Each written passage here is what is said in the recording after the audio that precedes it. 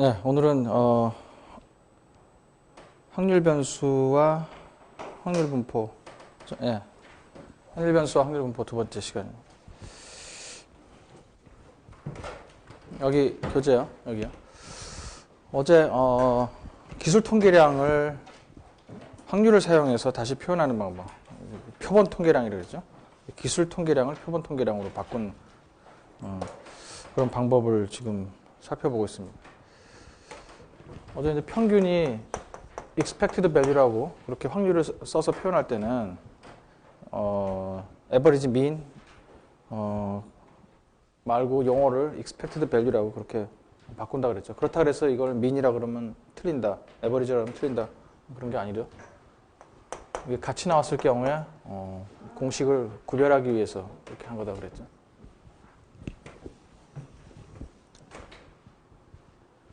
베리언스 X야. 베리언스 X는 편차의 제곱의 평균이다. 여기까지 얘기를 했었죠. 이렇게.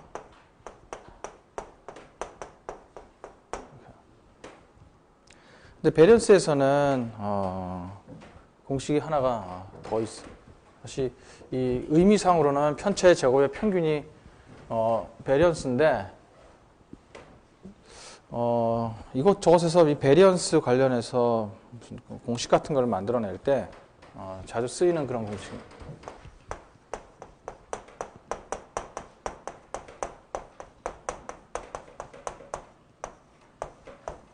x의 제곱의 평균 빼기 평균의 제곱이다. 이거는 우리가 베리언스 x바의 원래 공식이요. 그때 s 제곱이라고 했던 거야. 시그마 x-x바의 제곱 평균이야. 이거를 위에 거를 전개를 해도 마찬가지예요. 이게 증명을 여러분들이 하고 싶다면은 이렇게 해보면 돼요. 이거 완전 제곱이니까 이렇게 하면 되죠. 그래서 이거를 전개를 하면 똑같이 나와요. 이게 n분의 시그마 x 제곱. 이게 x 제곱의 평균이죠. 그 다음에 x 바의 전체 제곱. 그러니까 전개를 하면 이 과정은 그렇게 어렵지 않아요. 그래서 이걸 이해할 때는 한번 도출을 해보고요. 이 결과 그리고 난 다음에 이 과정은 전부 잃어버리고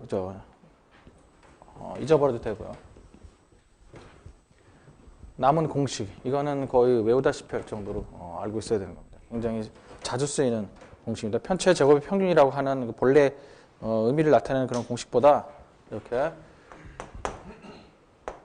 제곱의 평균 빼기 평균의 제곱이라고 하는 거 이렇게 나타낼 수 있다고 하는 거예요.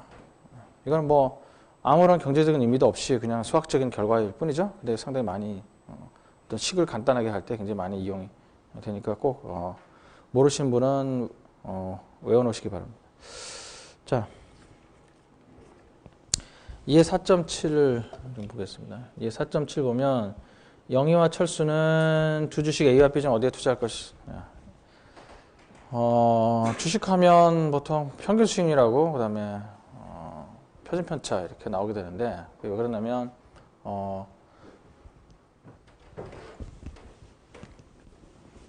이런 증권 투자에 있어서는 항상 그죠?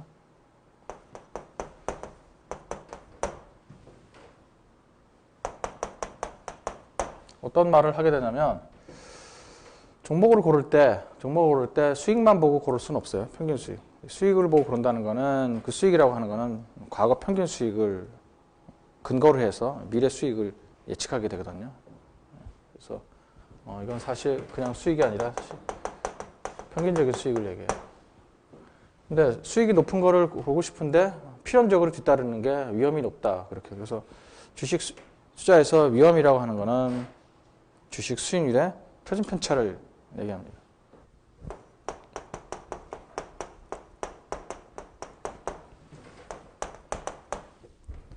수익률의 표준 편차를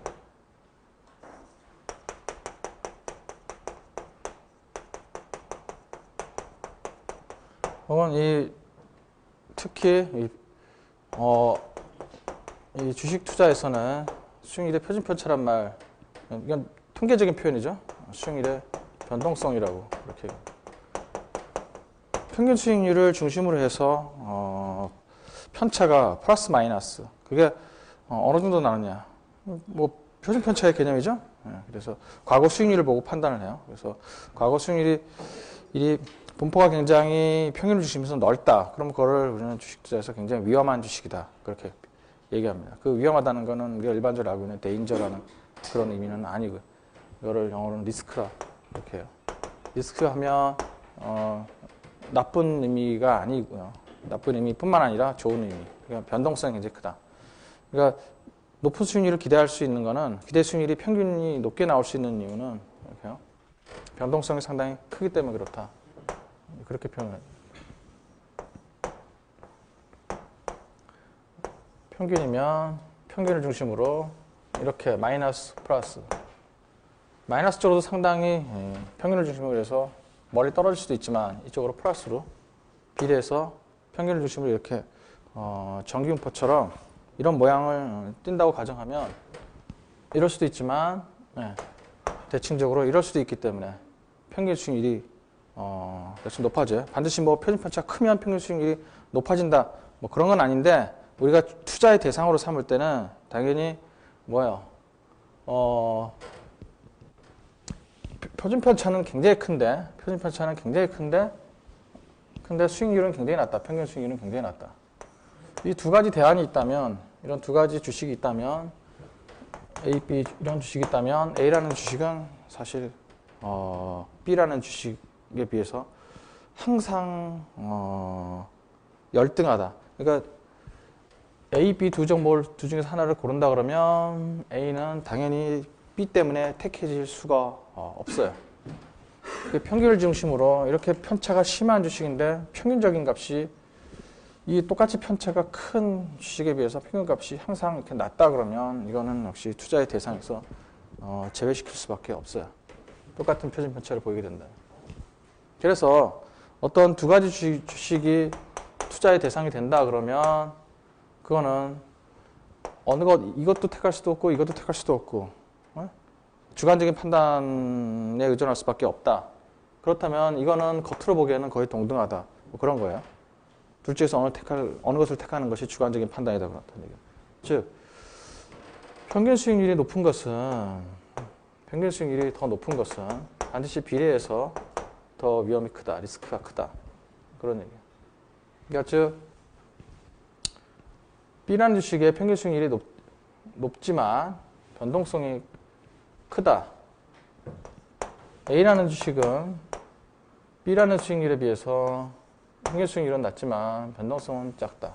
이렇게 하면 서로 대안이 될 수 있다 하는 거예요. A하고 B하고 둘 중에서 갈등을 할 수 있다 이 말이야. A가 이제 표준 편차가 극단적으로 거의 없는 게 이제 예금이거든요. 예금 같은 거는 수익률이 굉장히 낮죠. 하지만 표준 편차가 굉장히 적어요.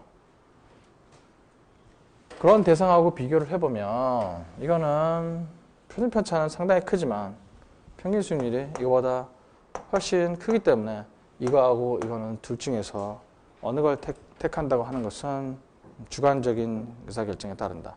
어느 게 어느 것보다 객관적으로 낫다고 할 수가 없는 거야. 그러니까 이런 것들은 표준 편차가 똑같은데 수익률이 높다. 그러면 당연히 요거는 이거에 비해서 항상 열등하기 때문에 이건 택해질 이유가 없어요. 이렇게. 평균 수익률은 똑같은데 표준 편차가 이렇게 더 크다. 이건 더 낮고 하면 이거는 이것 때문에 이거하고 경쟁한다 그러면 이건 당연히 제외될 수밖에 없어요. 이런 식으로. 그러니까 객관적으로 봤을 때 두 사이에 어느 것이 더 열등한 건지 판단할 수가 없다. 그러려면은 이런 식의 관계가 있어야 돼요. A, B 이렇게 있다면 평균 수익률이 큰 대신에 위험이 크다. 평균 수익률이 큰 대신에 표준 편차가 상당히 크다. 그런 얘기죠. 그러니까 이럴 가능성이 있다.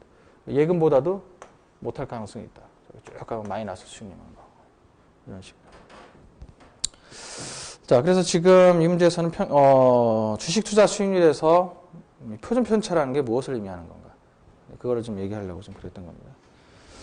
여기서도 좀 두 개 지금 뭐 주식을 놓고 망설이고 있다 하면서 여기 보면서 나오죠. 주식 A의 기대 수익률보다 주식 B의 기대 수익률이 더 높다는 걸 알 수 있다. 근데 뭐예요? 표준 편차는 보면 표준 편차를 이제 우리가 계산을 해야 되는데 결과적으로 보면 어떻게 나오냐면 보세요.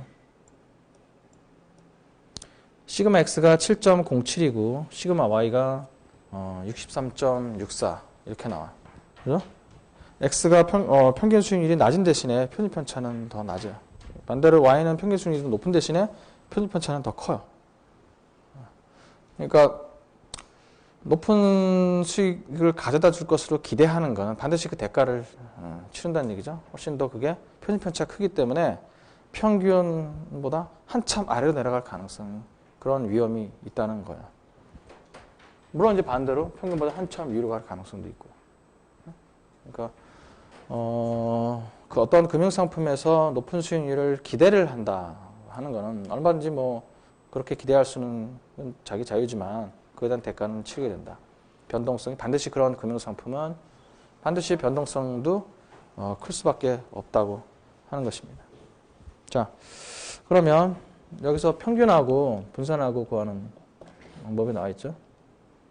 지금 X의 좀 데이터는 좀 간단하게 지금 나와 있어요. 지금 보니까 연간 수익률로 3개가 나와 있고 Y도 연간 수익률로 3개가 나와 있어요. 그거에 대한 지금 상대도수가 나와 있죠.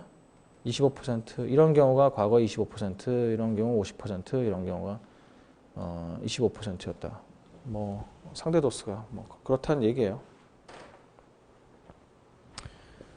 자, 그러면 이 주식 수익률의 평균은 이거 전부 곱해서 이거 그냥 단순히 곱하면 되죠? 가중 평균이죠, 그러니까. 예, 가중 평균이라는 게 뭐 바로 이런 거죠. 마이너스 5%였던 게, 그러니까 과거 지금, 그냥 단순하게 나온 건데, 세 개 숫자로만 요약이 된다. 그러니까 과거 10년치인지 20년치는 지금 모르겠어요. 지금 몇 년 동안의 수익률을 보고 계산한 건지 모르겠는데, 지금 연간 수익률이 딱 세 가지 경우로 나와 있다. 그래서 10년치 자료 갖고 했는데, 그러면 10년치 자료면은 연간 수익률이, 10개 정도 나오겠죠, 10개? 연간 수익률이 10개. 연평균 수익률이 한 10개 나오겠죠. 그러면 그게 그 10개 수익률이 딱 세 가지로 세 가지 숫자밖에 안 나온다. 그렇게 가정을 하는 거예요.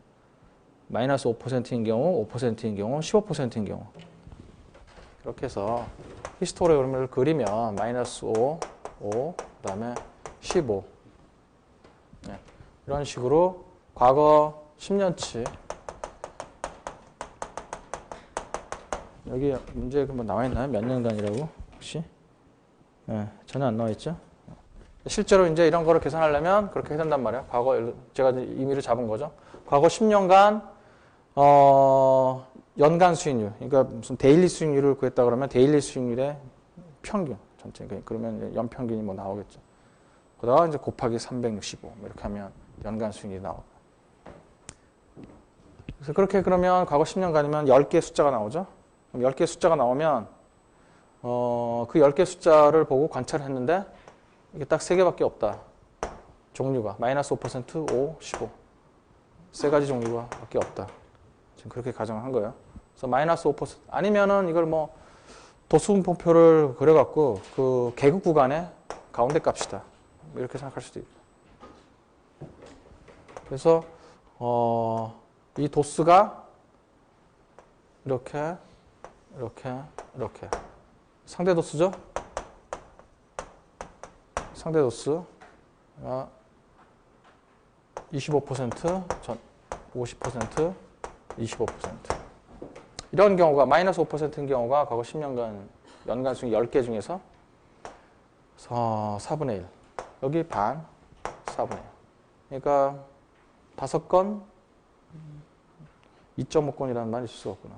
하여튼 4분의 1은 마이너스 5%, 2분의 1은 50%, 4분의 1은 25%. 다시 마이너스 15%. 이런 식으로.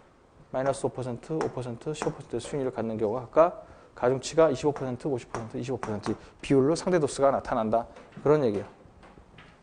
자, 그러면 이거의 평균. 마이너스 5 곱하기 0.25, 5 곱하기 0.5, 15 곱하기 0.25죠? 이렇게 한 거죠. 그러니까 이 값의 가중치죠. 그래서 가중평균 방식으로 구하는 거예요. 그래서 평균은 5. 주식 B도 마찬가지로 그런 식으로 이거는 수익률이 더 표준 편차 크죠? 그래서 마이너스 80, 10, 100까지 막 가네. 상당히 높은 수익을 가져갈 수도 있었지만 이렇게 편차가 굉장히 심한 거죠.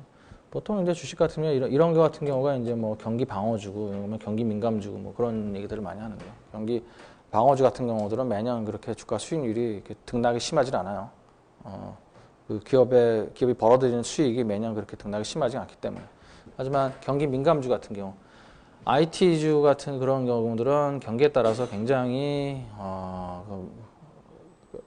그러니까 매출이 변동이 굉장히 심하단 말이에요. 그래서 과거 치를 이렇게 놓고 보면 경기가 안 좋을 때 굉장히 주가가 엄청나게 하락했다가 또 경기가 좋으면 또 엄청나게 주가가 높게 올라가고 그럼 변동성이 심하다. 즉 표준 편차가 굉장히 심하다. 그런 얘기입니다. 근데 이건 마이너스 80%, 10%, 100% 이렇게 세 가지 수익률만 나왔다. 사실은 그렇진 않죠. 그래서 간단하게 하기 위해서 그런 거예요. 그래서 실제 이제 수익률을 갖고 히스토그램을 과거 수익률 뭐 먼슬리던 뭐 데일리도 보통 이제 데일리 아니면 먼슬리 갖고 하게 되는데 데일리 먼슬리 수익률 갖고 과거 한 10년치 갖고 히스토그램을 그리면 이런 식으로 비슷하게 나타나요. 정기분포식으로 좀 나타나요. 마이너스 굉장히 심하게 폭락한 경우, 이렇게 굉장히 폭등한 경우, 뭐 평균적인 경우. 그래서 항상 평균적인 경우, 요 수익률 주변에 가장 많이 몰려 있고, 그래서 대략 좌우대칭의 정기분포 형식으로 이런 식으로 많이 나타나게 됩니다. 실제로는 이렇게 단순하게 세 개 숫자로 요약되는 것이 아니에요. 자.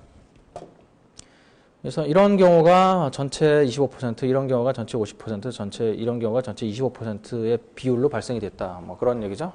그러면 이거의 평균을 구할 때 이게 이제 가중치죠.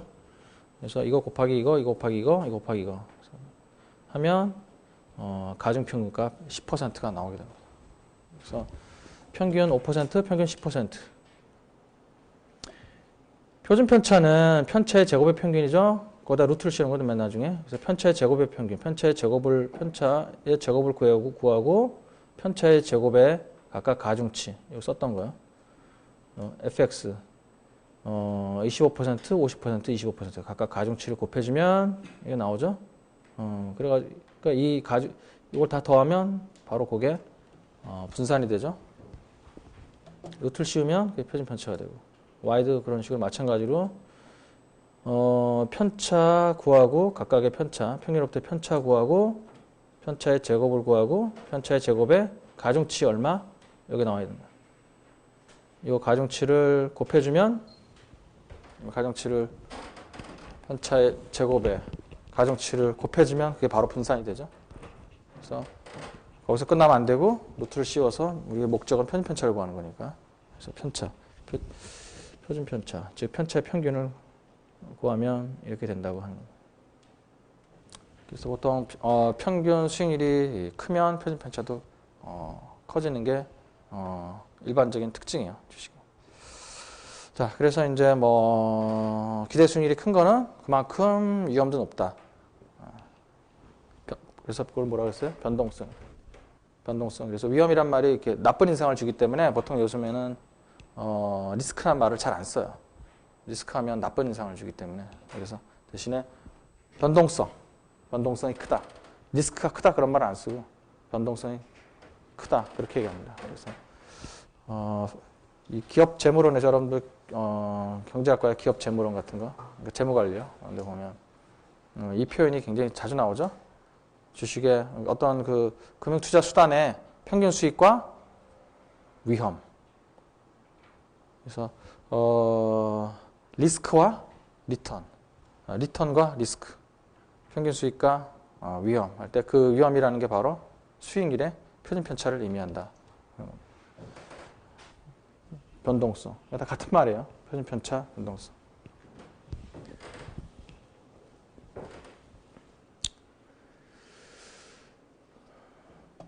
자, 그 다음에 그 옆에 보면 이 베리언스에 관련해서 지난번에 평균에 관련해서 이런 거하고 비슷한 공식이 하나 있었죠. 평균 상수의 평균과 그다음에 이거의 선형 리니어 컨비네이션의 뭐 평균 구하는 게 있었죠. 베리언스도 마찬가지로 똑같은 그런 공식이 있단 말이에요. 상수의 베리언스는 당연히 0. 이건 뭐 증명할 게 아니고 이거는 그건 당연한 걸로 해서 증명을 안 해요. 상수가 무슨 베리언스가 있어. 그다음에 두 번째, 상수를 곱해주면 베리언스는 제곱으로 늘어나고 상수를 더해주면 베리언스에는 전혀 변화가 없다. 이걸 왜 제곱을 꼭 해줘야 되느냐? 베리언스를 보기 때문에 의아한 거예요. 왜 제곱을 해야 되는지. 하지만 우리는 표준 편차를 갖고 그거를 이해하면 훨씬 더 쉬워요. 한번 기술 통계량 할 때 한번 했었죠?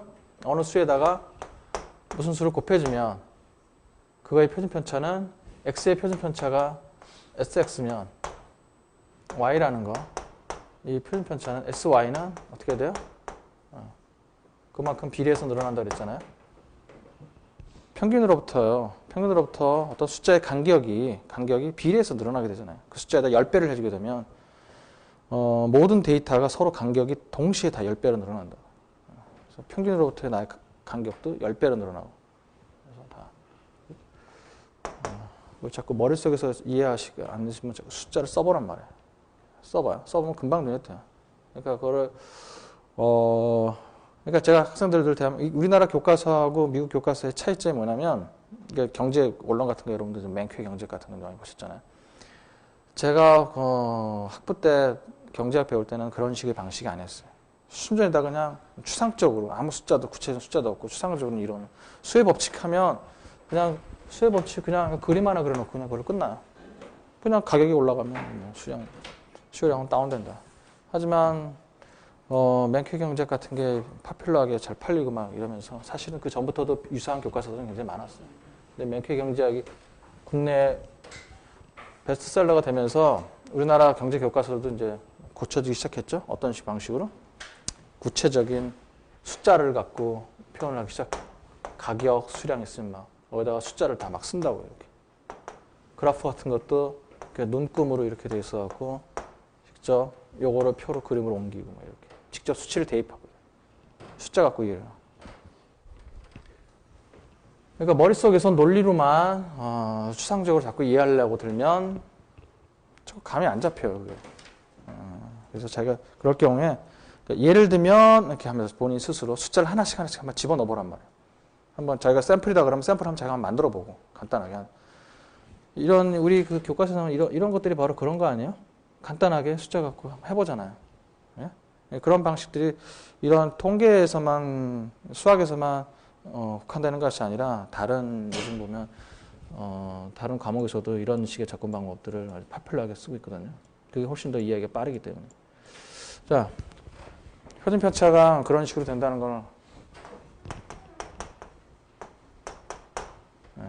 이렇게 그만큼 곱해주면 표준 편차도 비례해서 늘어난다. 그러니까 베리언스는 이거의 제곱이니까 당연히 이게 상수의 제곱이 되죠.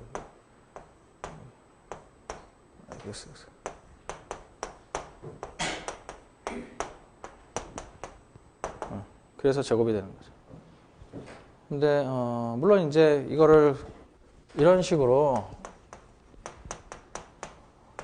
순전히 그냥 논리는 모르고 외우려고 하는 그런 방식으로 하게 되면 뭐 상수가 베리언스 요거를 뭐 오퍼레이터식으로 해서 이걸 빠져나가면 제곱을 달고 빠져나온다. 뭐 이런 식으로 그런 식으로 학생들이 막 이해하거든요.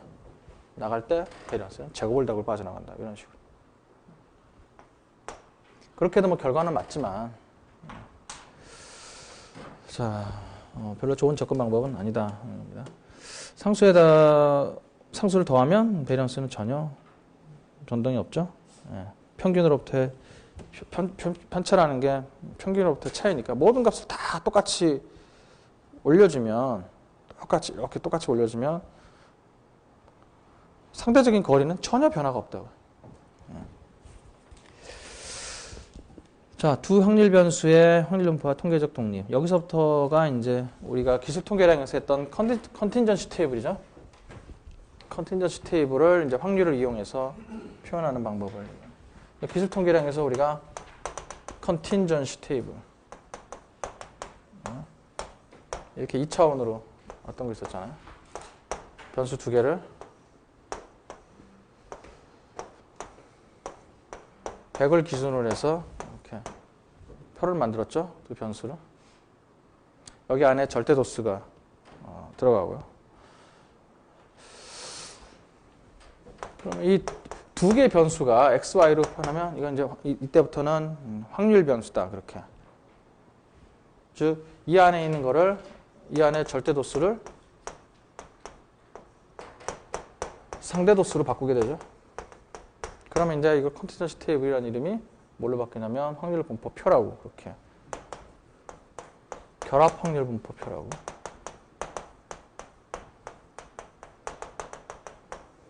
결합 확률이 됩니다. 결합 확률. 요 각각의 숫자가 상대 도수가 결합 확률이 되는 거죠.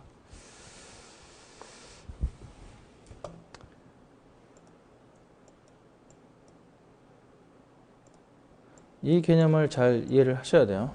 이 상대 도수가 절대 도수에서 출발해서 나온 것이다. 그 상대 도수를 우리는 확률이라 그런다. 경험적 확률. 항상 그렇게 일하셔야 돼요. 여기 지금 교재에도 보시면은 컨틴전시 테이블을 결합 확률로 바꾸는 그런 과정이 나와 있죠. 그렇게 나오면서 여기에 중요한 한마디가 써 있습니다. 자, 이건 이제 보기 좋게 이제 100명을 기준으로 이렇게 한 거죠.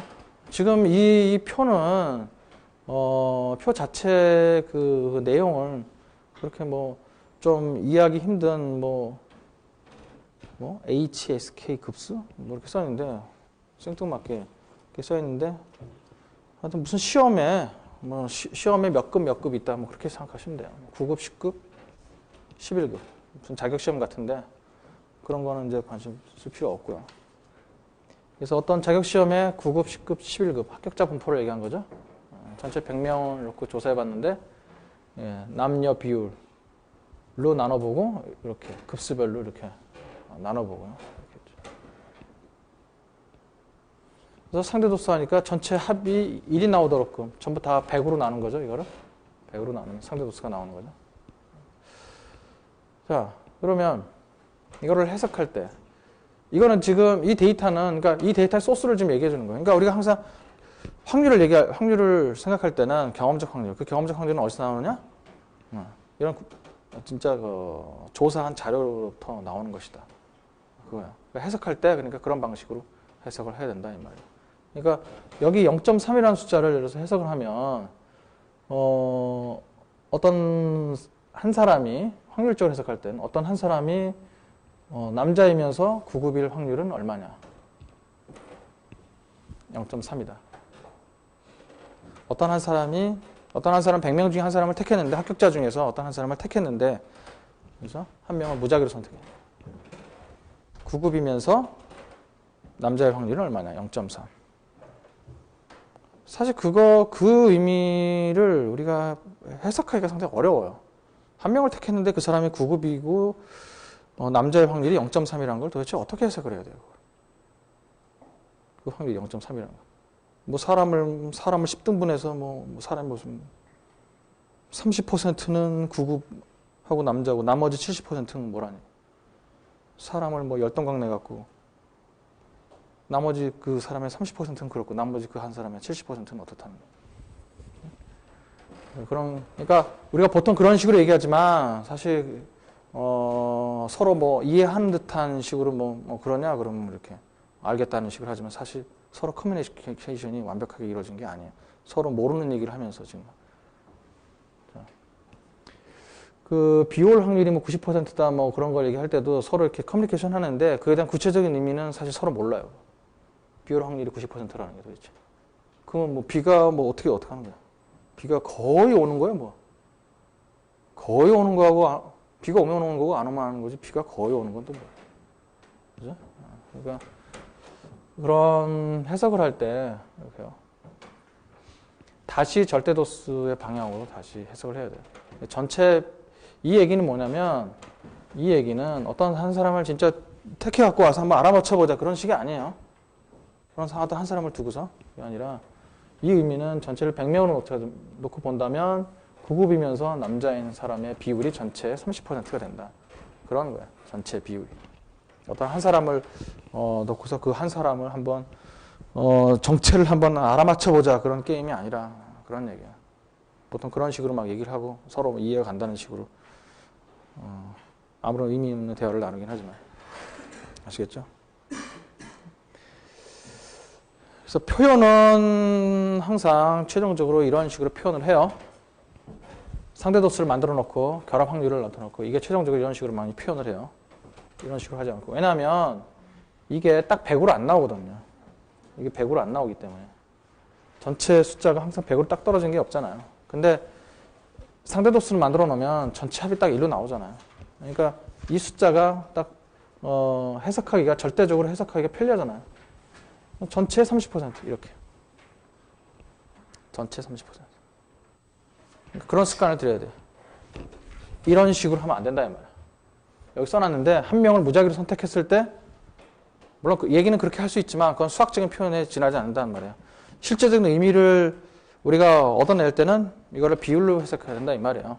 전체 이런 사람이 전체 30%다. 이렇게 하지 말고 이렇게 얘기하지 말고. 근데 대부분의 경우가 이런 식으로 습관이 되어 있기 때문에 이 의미를 이게 전체 이런 사람의 비중이 30%라는 의미를 자꾸 빠르게 연결을 못해요. 사실은 그게 더 중요한데.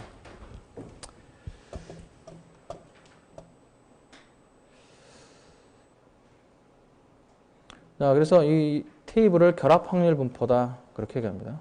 그래서 노테이션은 이렇게 fxy 이제 이산 변수인 같은 경우는 이렇게 딱 쓰고 연속 변수인 경우는 이렇게 쓸 수가 없으니까 그냥 이렇게 fxy 이렇게 쓰고 이산 변수인 경우는 이렇게 쓸 수도 있고 연속 변수인 경우는 이렇게 쓸 수 없고 이렇게만 쓸 수 있고 그 의미가 바로 결합 확률의 의미가 바로 저런 컨틴전시 테이블이 소스가 돼서 나오는 거다. 그걸 자꾸 연결을 시켜야 돼요.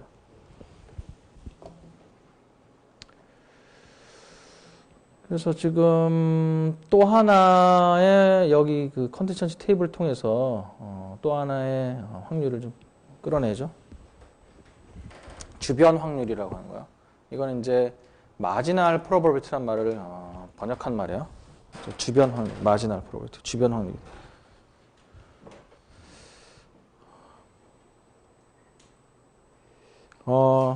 이거는 변수가 두 개이니까 변수 하나에 대한 이 표를 통해서 변수가 하나 있을 경우에 확률도 이 표를 보고 구해낼 수 있기 때문에 주변 확률이라는 말을 써서 이 결합 확률 분포표에서 따로 구해낼 수 있다 그렇게 쓴 겁니다. 이 의미를 여기 자 보세요. 지금 문제에서 x가 1일 확률 지금 x가 1이라는 게 남자라는 얘기예요. x가 그러니까 남자일 확률이죠. x가 남자일 확률은 얼마예요? 전체 100명 중에서 남자의 비율을 구하라 그런 얘기예요. 남자의 확률은 얼마냐? 그런 것도 빠르게 전환해서 해석해야 돼요. 어떤 한 사람이 남자일 확률? 남자 아니면 여자지 무슨 그죠? 그래서 전체 어떤 한 사람이 남자의 확률이 40%다 이렇게 사실 보통 얘기하지만 여러분들은 어떤 습관을 들여야 된다? 그렇게 해석하지 말고 전체 남자 비율이 40%다 이런 식으로 해석하는 게 습관이 됩니다. 이 표에서는 금방 나오죠? 전체 남자의 전체 총 빈도수를 세면 되죠? 그리고 전체 합계해서 상대 도수를 구하면 되죠? 0.4. 이건 100을 기준으로 했으니까 바로 이거지만 100을 기준으로 안 될 수도 있기 때문에 상대 도수를 구하면 이게 전체에서 남자의 비율을 이렇게 이쪽 걸 합하면 나오죠? 여자의 확률은 이 두 개 하나, 둘, 세 개 숫자를 합하면 되는 거고. 반대로도 해볼 수 있죠? 이건 x고 급수라는 게 y라고 그랬잖아요. 그럼 y가 9일 확률. 60. y가 10일 확률. 상대 도수. 0.17. y가 11일 확률. 상대도수 0.13. 확률을 구하라 그러면 그렇게 하고. 해석할 때는 그렇게 해석하면 안 되고 전체에서 9급의 비율은 60%, 10급의 비율은 27%, 11급의 비율은 13%다. 이런 식으로 해석을 자꾸 해야 돼요. 그냥 그러니까 전체에서 9급의 확률은 얼마냐? 어떤 한 명을 무작위로 선택했을 때 그게 9급일 확률은 얼마냐? 보통 그렇게 물어보지만 그걸 물어본 사람이 왜 그렇게 물어봤냐는 그 확률을 그냥 0.3이라는 숫자를 알고 싶어서 그게 아니야. 그러니까 전체에서 차지하는 9급의 비율을 알고 싶어서 그런 질문을 그렇게 수학적으로 표현한 거 보이다 이거야. 여러분들 문제풀이에서는. 하지만 실제에서는 그렇게 물어보지도 않아요. 실제에서는 알고 싶은 거는 전체 9급의 비율이 얼마지? 이렇게. 결국은 이거지만 상대도수. 결국은 그게 또 확률이지만. 그래서 결국은 그게 같은 말이지만 사실 서로 우리가 아카데미에서 표현하는 방식하고 실제 사람들이 표현하는 방식하고는 전혀 다르다 이 말이야. 그거를 여러분들이 잘 연결을 시켜야 돼요.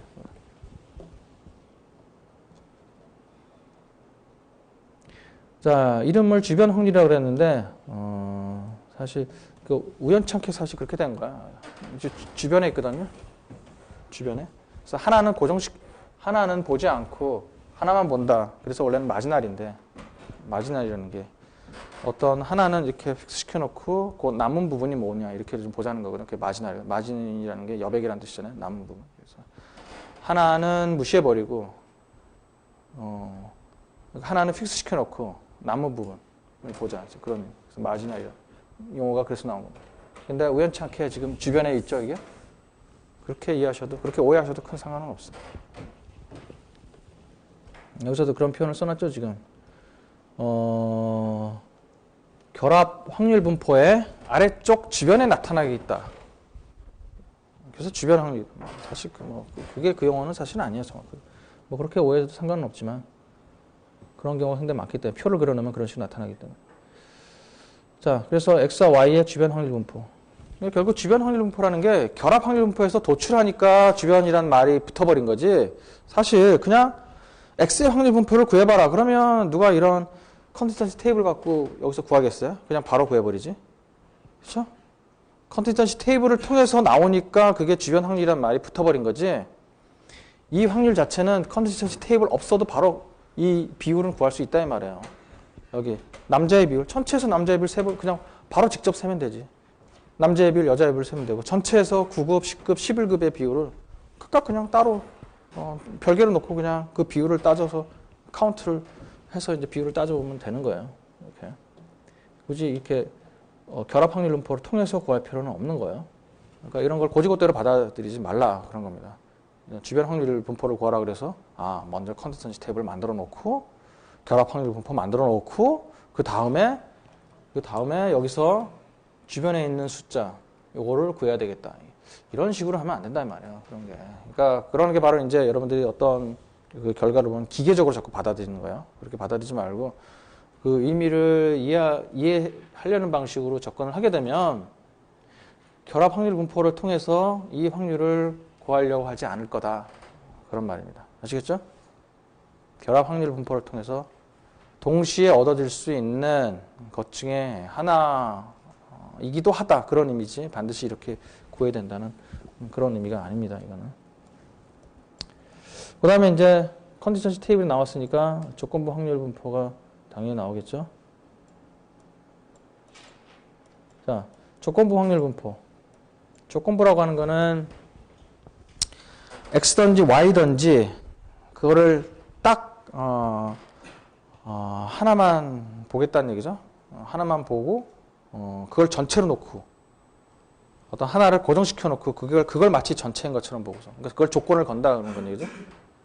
남자 이게 이제 X1 남자 여자 그러니까 남자일 조건 X가 1일 때 조건부 분포 X가 0일 때 조건부 분포라는 거예요. X가 남자인 상황 그건 그 샘플로만 제한시켜서 보겠다는 거고 X가 여자인 그런 샘플만 제한시켜서 보겠다는 거죠. 그러니까 X가 1일 때 Y가 9일 확률이다. 그런 건 뭐야? 수학적인 표현은 그렇게 하지만 남자 중에서 남자들만 모아놓고 남자들 중에서 9급인 사람들의 비율은 어떻게 되는 것인가?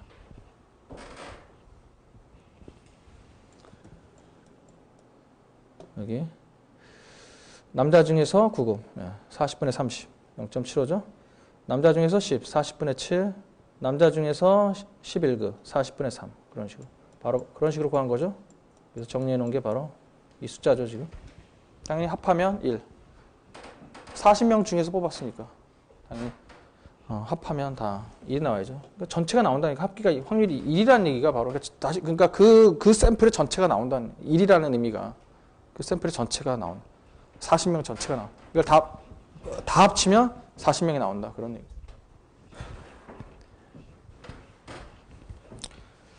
조건부 확률 x가 0일 때 여자만 이제 대상으로 해서 조사를 한 거죠. 여자만 대상으로 조사했더니 9급, 10급, 11급의 비율이 이런 식으로 나타났다. 그거를 이제 통계학에서는 확률이다 그렇게 얘기해요. 0.5, 0.33, 0.17 이런 식으로. 마찬가지 이것도 합하면 2 나와야죠. 그러니까 전체 합하면 여자의 숫자가 나온다. 총 60명이 나온다 그런 얘기죠. 이런 걸 이제 조건부 확률 분포다. 그래서 표기는 이런 식으로 FIX 이렇게 FIX 이렇게 X가 0일 때, X가 1일 때 조건부 확률 이런 식으로 표현을 하게 됩니다. 그러니까 지금 뭐 전혀 개념은 새로운 게 전혀 없어요. 우리 기술통계량에서 했던 거에서 전혀 새로운 개념은 없고 노테이션만 지금 어떻게 표현하는지만 배우는 결과적으로 그런 꼴이 되어버렸습니다.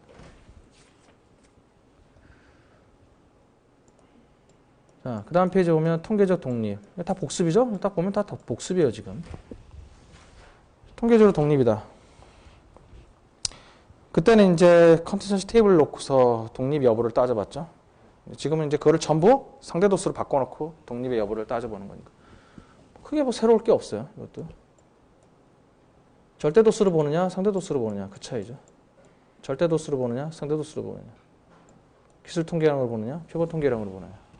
확률을 이용해서. 자, 이것도 독립이냐 아니냐. 비율만 따져보면 되죠, 여기서.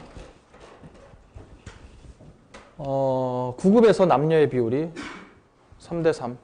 10급에서 남녀의 비율이 7대 20. 11급에서 남녀의 비율이 3대 10. 전체에선 4대 6. 그 급수에 따라서 남녀의 비율이 지금 바뀌고 있죠. 그러니까 성별에 따라서 어떤 성별이 9급에 강한 게 있고 10급에 강한 게 있고 11급에 강한 게 있고. 그러니까 성별이 급수에 영향을 미쳤다 그런 얘기죠. 혹은 반대로 급수가 어떤 그 성별 남성이냐 여성이냐에 따른 그 능력에 그 급수의 그 시험에 난이도가 영향을 미쳤다 그런 얘기죠. 자, 그렇게 해서 급수와 이런 난이도하고 성별은 서로 관련이 있다. 무관하지 않다. 그렇게 결론을 낼 수가 있죠. 만약에 무관하다 그러면 어떻게 나타나야 돼요? 전부 다 이 비율이 4대 6으로 나타나야 돼요. 어떤 급수 간에 남녀의 비율이 전체 남녀 비율을 똑같이 나와요. 전체 남녀 비율 똑같이. 그러면 저 급수 합격자, 급수에 따른 합격자하고 남녀에 따른 합격자는 전혀 무관하다. 그렇게 얘기할 수 있습니다. 뭐 완전히 복습이죠.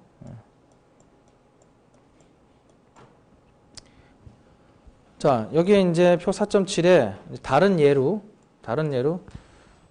통계적으로 독립인 두 확률 변수의 얘기죠. 이건 이제 인위적으로 만든 데이터죠. 그러니까 이 절대도수를 상대도수로 좀 바꿔놓은 것 뿐이에요. 이걸 보고도 우리가 이게 독립인지 아닌지를 쉽게 판별할 수가 있어요.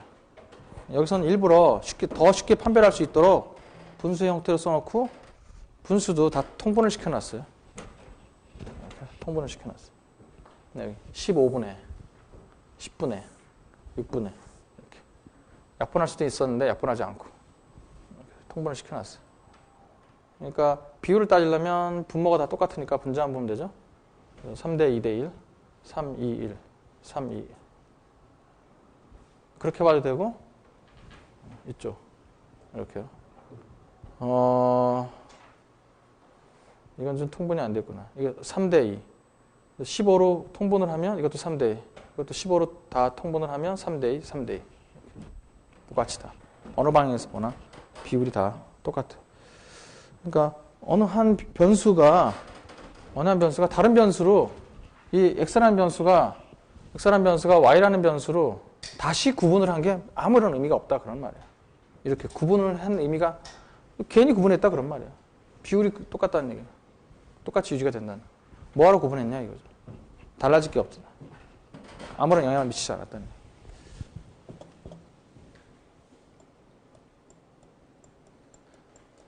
그래서 우리가 기술통계량에서는 이 저자가 그 얘기를 안 해놓다가 여기서는 확실하게 써놔요. 그래서 x의 값이 알려져 있거나 있지 않거나 상관없이 항상 3대 2대 1의 비율임을 알 수 있다. 그래서 이런 거를 관찰을 통해 쉽게 알 수 있다. 계산해 볼 필요 없이 독립이냐 아니냐를 계산해 볼 필요 없이 이런 걸 만족하느냐 그런 걸 계산해 볼 필요가 없단 말이야. 원래 독립의 여부를 따지려면 우리가 기술 통계량 할 때는 이런 식으로 표현했잖아요. 확률 변수로 표현하면 이게 이런 식으로 이 결합 확률이 각각의 확률의 곱으로 나타낸다는 거예요. 이런 식으로 수학적으로 이렇게 일일이 다 계산해 볼 필요가 없다 하는 겁니다. 비율만 따져보면 되기 때문에. 자, 그리고 통계적으로 독립이라는 게 실제로는 실생활에서는 다른 방식으로 많이 표현됐으니까 그게 그거라는 거를 알아둬라 하는 얘기도 나오시죠. 두 변수가 서로 독립이라는 것은 한 변수의 값에 대한 정보가 다른 변수의 값을 예측하는데 전혀 도움이 안 된다. 아무런 관련이 없다. 그런 의미로 많이 사용을 한다. 그런 얘기입니다.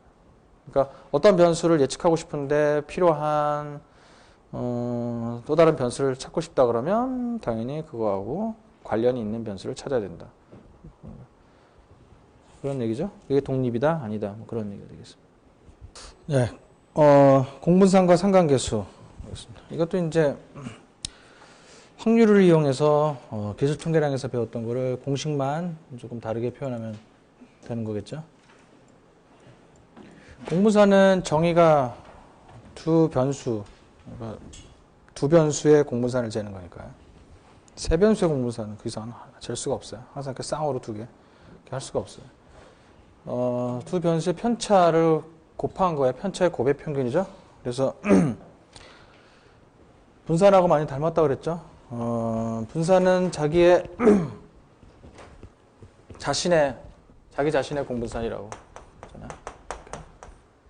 이렇게 하면 자기 자신과의 편차가 나오죠.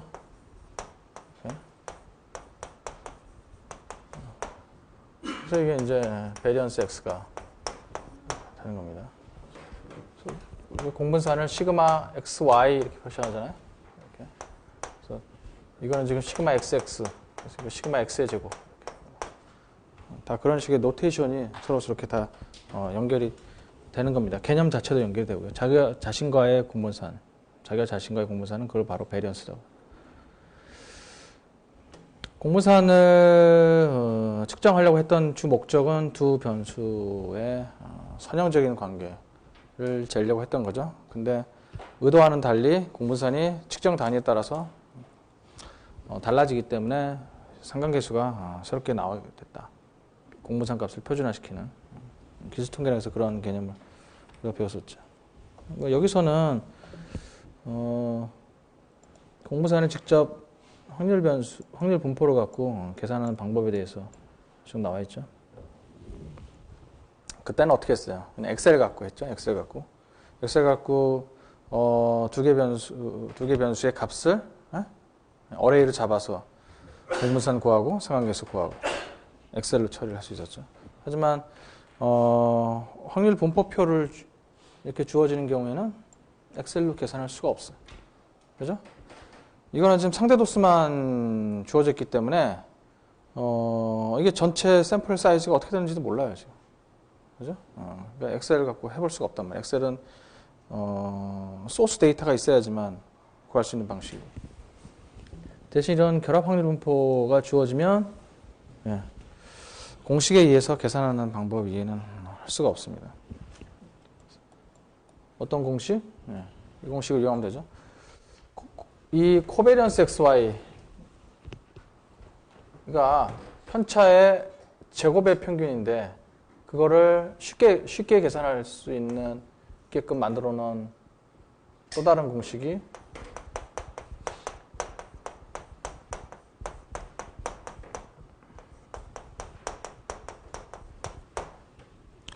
이거예요. μxy xy의 공분산 빼기 μx μy 그 전 페이지에 이 공식을 쓰면 됩니다. 이 공식이 이렇게 유도된 어떻게 해서 이게 나오는 건가는 우리가 그 코베리언스의 그 편체 정의죠. 두 편체 곱이라고 하는 그 정의를 통해서 도출하면 돼요. 그런 거는 너무나 쉬운 작업이고요. 여기서 보여주지 않아도 쉽게 할 수 있어요. 그리고 공분산에 대한 공식, 아까 베리언스를 다른 공식으로 도출할 수 있다고 했을 때 제가 알려드렸던 공식.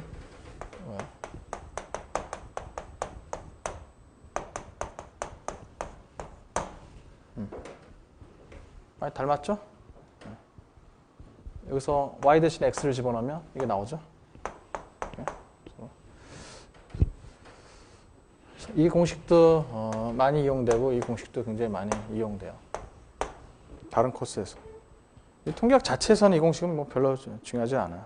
근데 이 공식이 다른 코스에 보면 아마 특히 뭐 투자론 그런 과목에서 아까 주가 수익률 분석하는 그런 부분에서 이 공식을 이용해서 설명들이 굉장히 많이 나오거든요.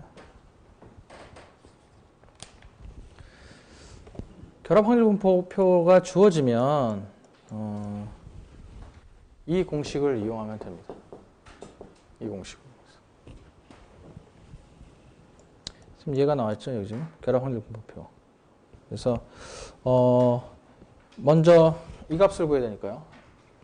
이건 뭐 따로따로 구할 수 있죠. x의 평균하고 y의 평균은 아까 x의 주변 확률과 y의 주변 확률을 계산할 수 있는 방법을 앞에 배웠잖아요.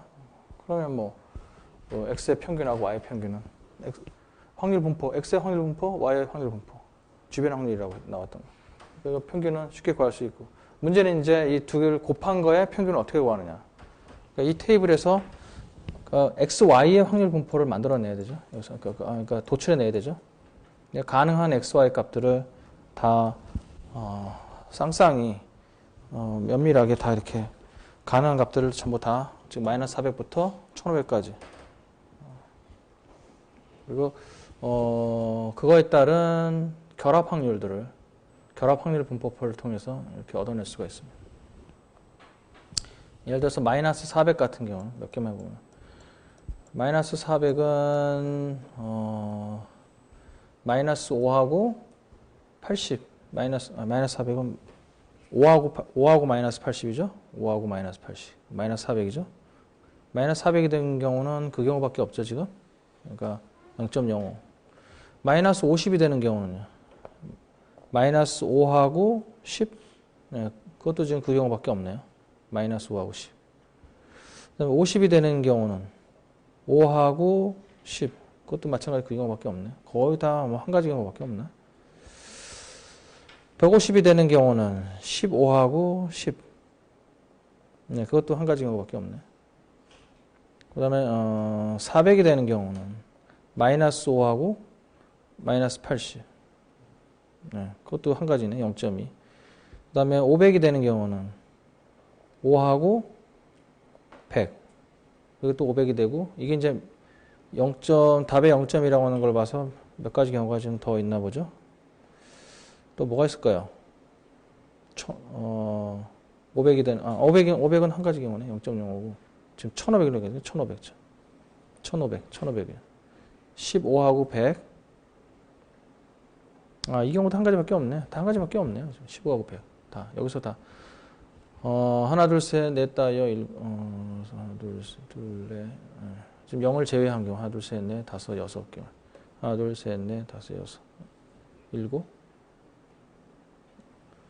둘, 셋, 넷, 다섯, 일곱 가지 경우. 각각, x하고 y를 곱하면 각각 유니크한 숫자밖에 없네요. 똑같은 값이 다른 결합을 통해서 이중으로 나오는 경우는 없네요. 이 경우는 상대적으로 쉽게 구할 수 있어요. 그런 식으로 해서 이제 x, y의 확률 분포를 구해냈죠. 그럼 당연히 이건 다 더하면 1이 나올 거고. 그렇게 하면 x, y 평균을 공식에 의해서 도출하면 되는 겁니다. 그럼 최종적으로 공부상 값을 이런 식으로 구하면 되겠습니다. 이런 거를 엑셀로 들이대면 안 된다. 그런 것만. 그러니까 어떤 주의를 하셔야 돼요. 그러니까 뭐든지 이렇게 뭐 기계적으로 뭘 할 생각을 자꾸 하시지 마셔야 돼요. 예. 자꾸 뭐 통계가 어렵다, 뭐 그런 이유는 수학이 어렵다, 뭐 그런 이유는 자꾸 어떤 기계적인 걸 자꾸 적용시키려고 그래요. 모든 어떤 문제를 자꾸 유형별로 분류하려고 그러고 유형에 따른 어떤 풀이 방식, 자꾸 이런 식으로 껴 맞추려고 자꾸 하다 보니까 힘들어지거든요. 그게 이제 벗어나면 학생들은 대부분 반응이 안 배웠다, 이제 이렇게. 그런 거는 안 배웠다. 시험이 어려웠다. 뭐 이렇게. 자기가 보던 유형, 교과서에 똑같이 나와 있는 유형대로 숫자만 바꿔서 나오면 문제가 비교적 평이했다. 괜찮았다. 그런 식으로 반응을 하고. 자, 그 다음에 상관계수. 상관계수 구하는 공식. 지금 그때 R이라고 했던 걸 로로 바꾼 거 이해는 없죠? R을 로로. 확률을 이용을 할 경우에는 그걸 영문으로 바꾸든지 그릭스 문자로 바꾸든지 그런다 그랬죠. 영문의 다른 표현을 바꾸든지 그릭스 문자로. 그래서 이게 로라는 거예요. 시그마 x 나누기 시그마 xy 공분산을 각각의 표준 편차로 나눈다. 그러면 이제 표준화가 된다. 어떤 식으로 표준화? 이 값이 바운더리가 생긴다. 마이너스 2, 플러스 1, 바운더리 내에서. 절대값으로 따져서 플러스 1이면 가장 상관관계가 높은 거, 0이면 상관관계가 없는 것. 그렇게. 자, 여기서 지금 얘 4.10 10번 문제 나온 게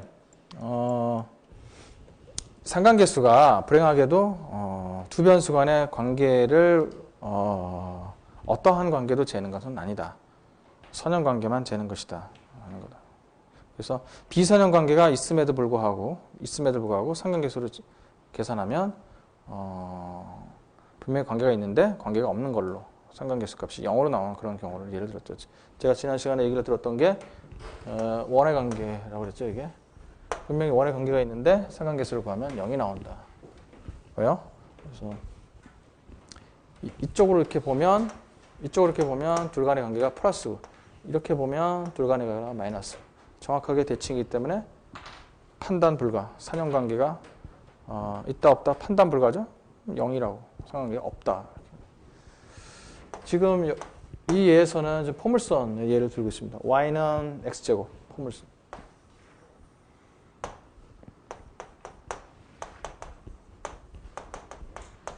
이 경우도 상관계수를 구하면 정확하게 0이 나와요. 왜냐면 이쪽으로 보면 마이너스 관계, 이쪽으로 보면 플러스 관계.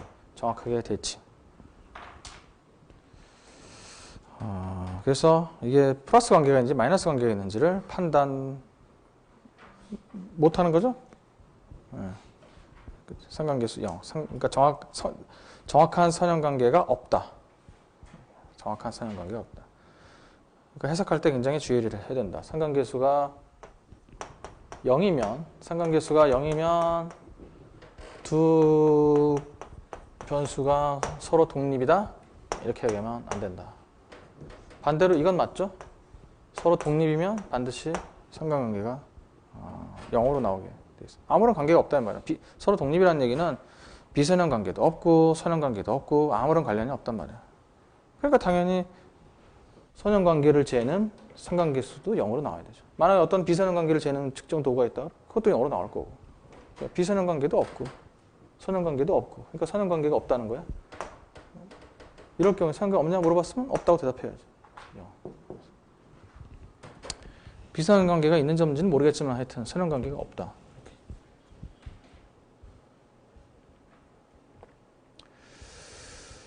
자, 이런 경우도 지금 구체적으로 수치를 좀 집어넣어서 지금 한번 생각해 보겠죠. 이렇게 수치를 갖고서 x에다 마이너스 1, 0, 1 또 y는 x제곱이니까 y가 가질 수 있는 값은 0하고 1 이런 것도 여러분들이 이런 걸 항상 바라보실 때 교재를 쓰는 입장에서 항상 바라보셔야 돼요. 나를 이 사람이 쉽게 이해시키기 위해서 이런 걸 쓰는구나. 사실 그건 아니에요. 본인도 그렇게 이런 걸 쉽게 이런 방식을 해야 자기도 쉽게 이해가 됐기 때문에 다른 사람도 이렇게 하면 쉽게 이해가 될 것이다 하는 것이지, 자기는 이거 없이도 이해가 됐는데 일부 뭐 퀄리티가 낮은 독자들 위해서 쉽게 쓰는 거다, 그런 식으로 받아들여서는 안 돼요. 그렇죠? 이런 게 없으면 그 교과서는 상당히 하이 레벨의 교과서, 그리고 그 저자는 상당히 하이 레벨의 저자, 그런 건 아니에요. 이런 방식으로 이해하는 게 훨씬 더 설득력이 있기 때문에 이런 방식으로 구체적인 수치를 더하는 겁니다. 그러니까 여러분들 이해하실 때 이런 거를 그냥 눈으로만 보지 마시고 실제로 이렇게 써가면서 한 번씩 해보셔야 상관계수의 의미에 대해서, 그림은 안 나와 있지만 그 그림도 한번 그려보고요. 포물선. 그래서 구체적으로 어떠한 모습으로 이렇게 보이는 건지를 해보셔야 돼요. 좀 더 좋았다면 이 교과서 이런 그림도 같이 좀 있었으면 훨씬 더 도움이 많이 됐겠죠. 자, 아까 좀 마찬가지로 그런 식으로 이제 공분산을 구해보면 0이 나오는 거를 알 수 있다. 그래서 개념적으로도 이해할 수 있고 숫자로도 이제 확인까지 해보고, 그러면 이제 완벽하게 상관계수가 선형관계를 측정하는 도구다 하는 거를 절대 잊어버릴 수가 없어요. 자기가 그림도 그려보고 표도 직접 그려보고 시뮬레이션을 해봤다는 거죠. 까지 해보면 개념적으로 이해가고 시각적으로도 이해가고.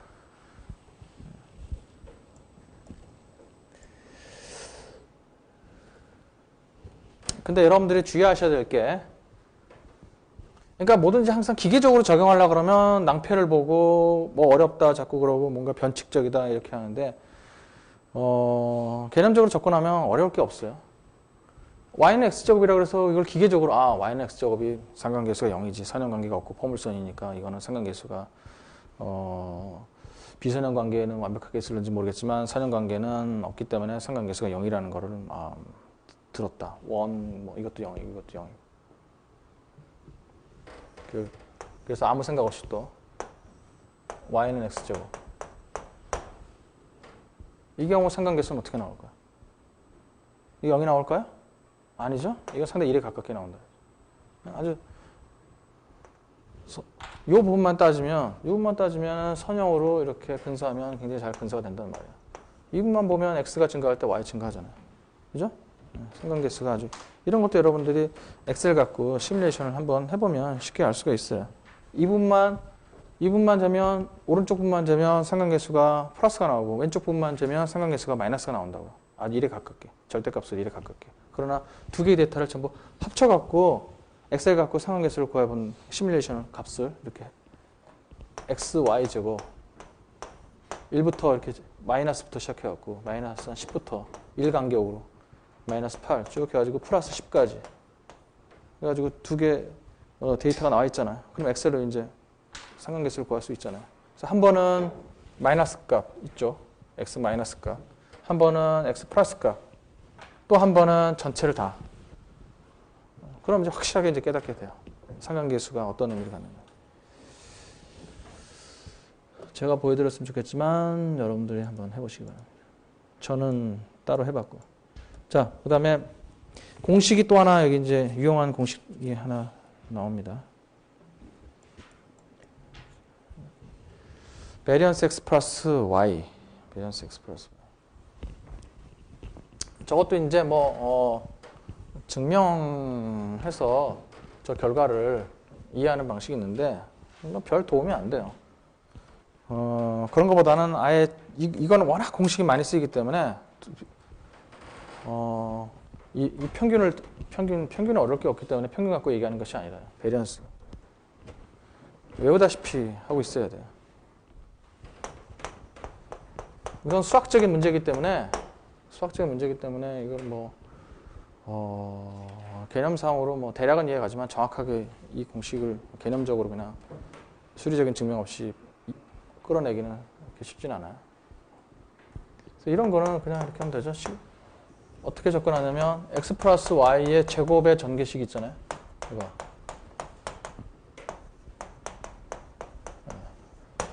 이걸 그대로 적용하면 돼요. 각각에다가 시그마만 붙여주면 돼요. 시그마 x 자승, 시그마 y 자승, 시그마 x y. 그래서 시그마 x 자승, x 제곱, 시그마 y 제곱 플러스 2 시그마 x y. 이렇게.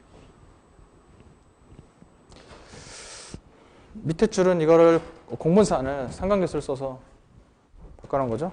똑같은 거고요.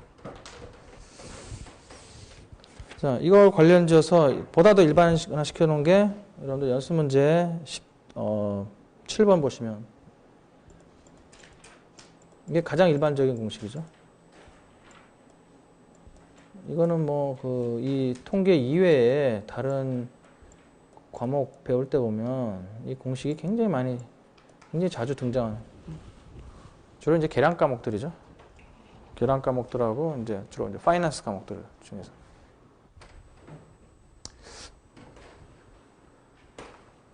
베리언스 일반적인 거죠. ax 플러스 by 이렇게 가장 일반화 시키는 거죠.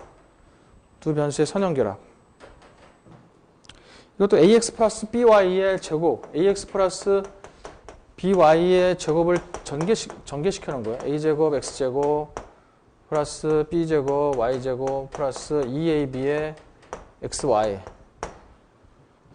이게 식의 전개를 그대로 똑같이 닮았어요. 식의 전개를 해놓은 거예요.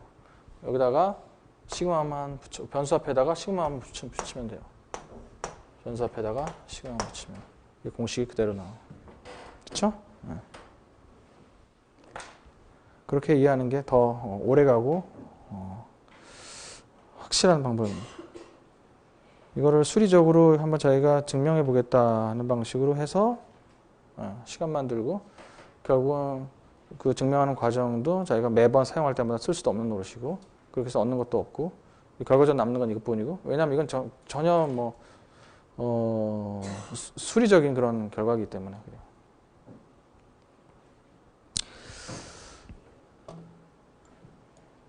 그 다음에 여기 16번이요. 16번 코베리언스에 관련된 공식이요.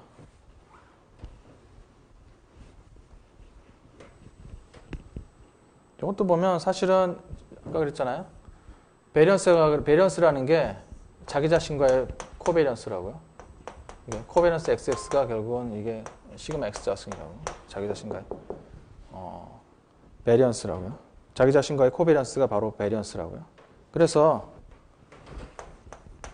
코베리언스 그러니까 코베리언스보다 더 위의 개념 베리언스보다 더 위의 개념이 코베리언스라고 보시면 돼요. 자기 자신과의 코베리언스가 바로 베리언스다. EX, BY.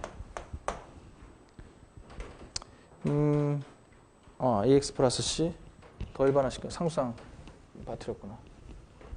AX 플러스 B B를 뒤에다 써버렸으니까 AX 플러스 C BY 플러스 T. 지금 교과서에서는 상수항이 좀 빠졌죠? 그래서 일부러 저는 상수항까지 포함시켜서 보다 좀 일반적으로 16번에요.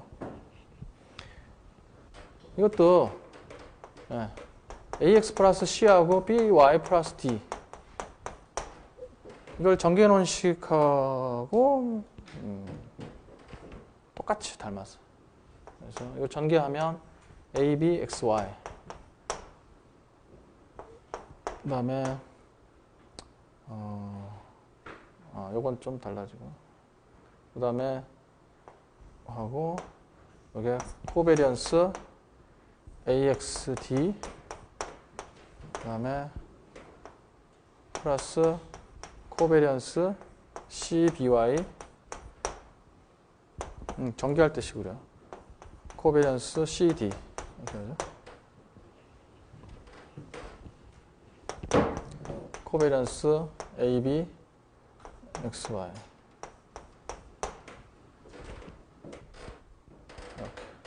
이거는 각각을 보면 이거는 AB 시그마 XY 이렇게 AB가 상수요. 자, 이거는 변수하고 상수는 코비넌스는 제로. 그죠? 상수는 변하지 않는 거잖아요. 변하지 않는 거하고 변하는 거하고 관계는 아무것도 없는 거죠. 어떤 거는 자기는 계속 변하는데 한 놈은 아무것도 안 변하고 있어. 그럼 서로 관련이 아무것도 없는 거죠. 이런 거죠. X하고 Y가 있으면 X는 계속 변하는데 Y는 하나도 안 변해. X는 계속 이 값이 변하는데 Y는 끔찍도 안 한다. 서로 아무런 관련이 없다. 코비넌스 제로. 그러니까 변수와 상수의 코비넌스는 항상 그래서 제로인 거야. 그러니까 모조리 이건 다 나머지는 다 제로. 상수와 변수, 상수와 변수 다 코비넌스는 다 제로.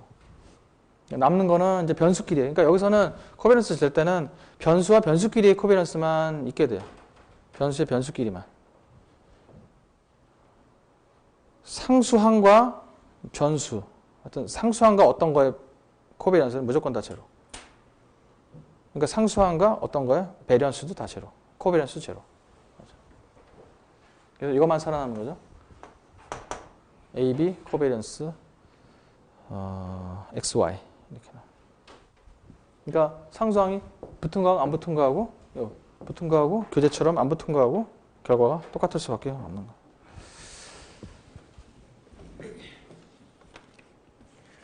자, 연습 문제 몇 개를 좀 보겠습니다. 일단은 시간이 이렇게 많지 않기 때문에 중요한 거 몇 개만 보고 나머지 문제는 나중에 또 하겠습니다. 바로 위에 중요한 게 하나가 있네요. 15번. 15번이요.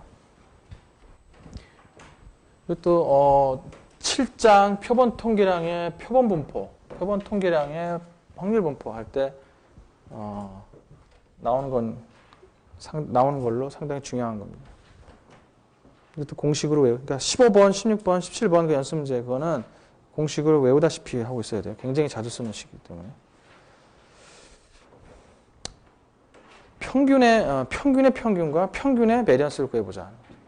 평균의 평균, 평균의 베리언스. 평균의 평균과 평균의 베리언스.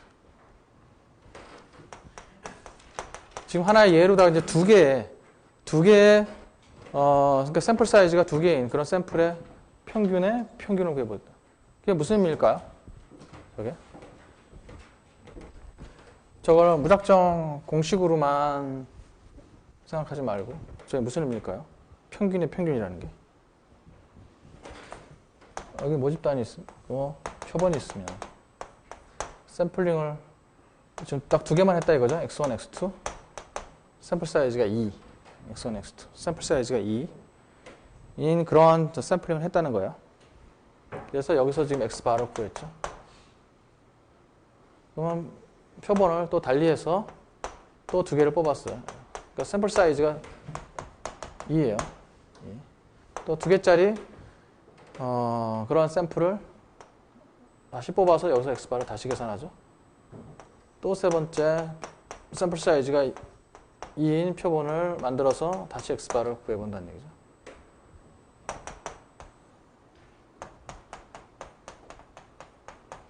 하염없이 무한계. 무한계의 X바가 나올 수가 있어. 복원 추출을 하면. 이 X바라는 건 뭐야? 바로 이 X바들의 평균을 얘기하는 거죠.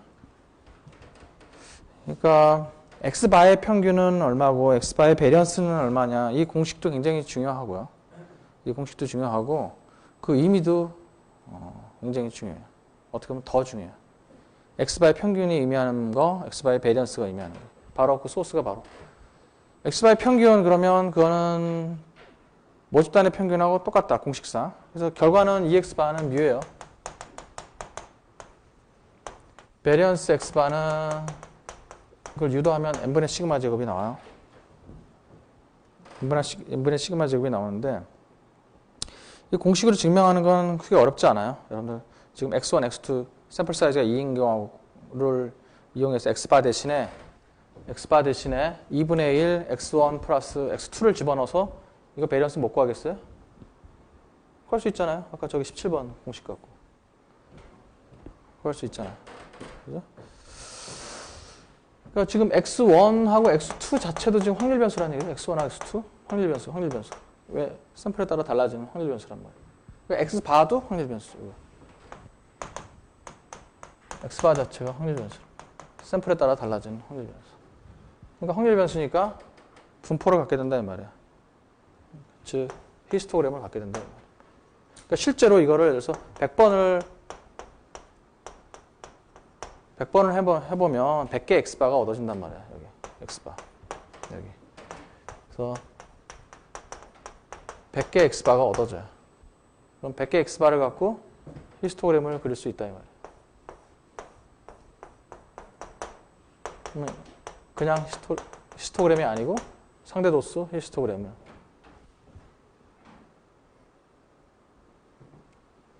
이게 바로 확률이죠? 그러니까 이게 바로 확률 분포라는 얘기예요. x바의 확률 분포. x바 값 알고 확률 분포 아니까 평균 구하고 베리언스 구할 수 있다. 그런 얘기예요. 시뮬레이션을 해보면.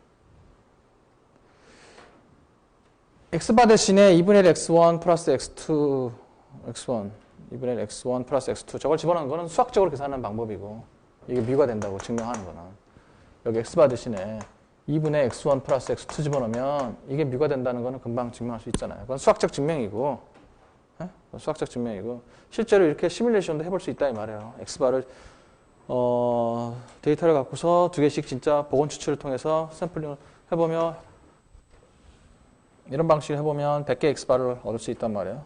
그러면 x바를 갖고 히스토그램을 그려봐요.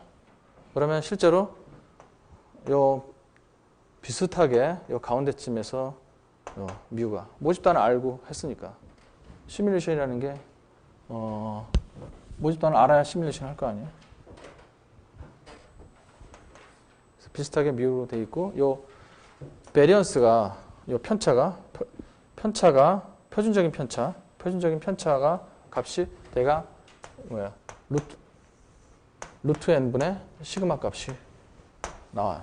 시그마라는 건 모집단의 표준 편차죠. 시그마라고 하는 건 모집단의 표준 편차. 모집단을 안다고 가정하고 시뮬레이션 했기 때문에 이거 시그마도 알고 뮤도 알고 실제로 이런 비슷한 값이 나오게 됩니다. 그러니까 x바도 확률 변수다.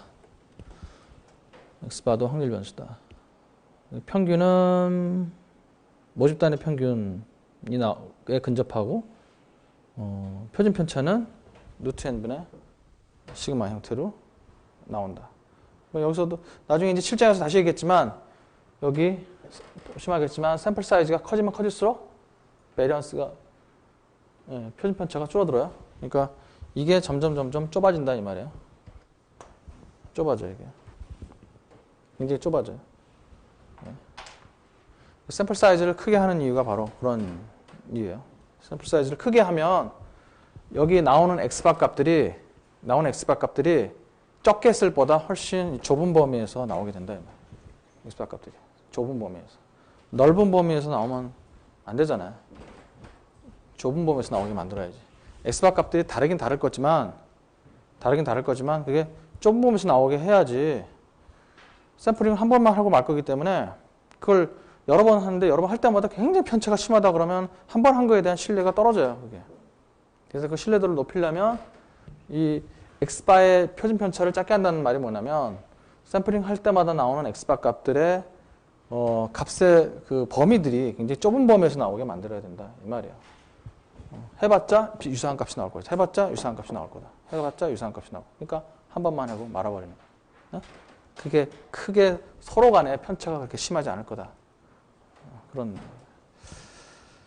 예, 오늘은 여기까지 하겠습니다.